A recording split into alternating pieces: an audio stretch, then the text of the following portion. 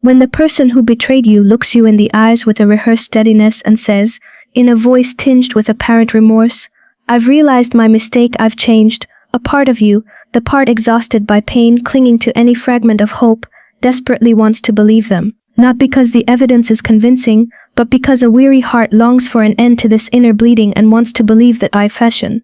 The first possibility, what they call remorse, is not regret for the pain they inflicted on you, nor for the deep fracture they caused in your soul.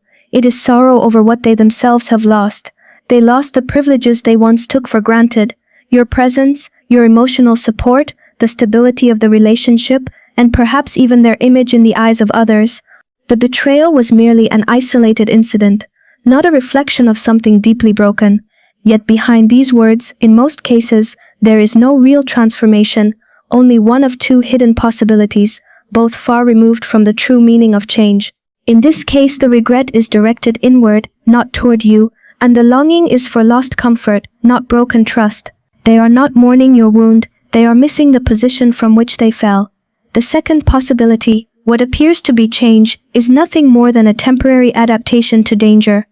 They adjusted their behavior because they felt threatened by the possibility of losing you, being exposed, or watching their carefully constructed image collapse. So they calmed down, apologized, and presented a softer version of themselves without ever touching their core values, moral compass, and the internal narratives through which they justify their actions all remain intact. They did not change who they are, they simply changed their strategy.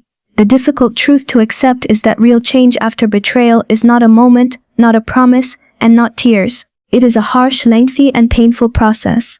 A journey that requires confronting the self without masks, dismantling old patterns of thought, and fundamentally rebuilding one's view of relationships, responsibility, and commitment.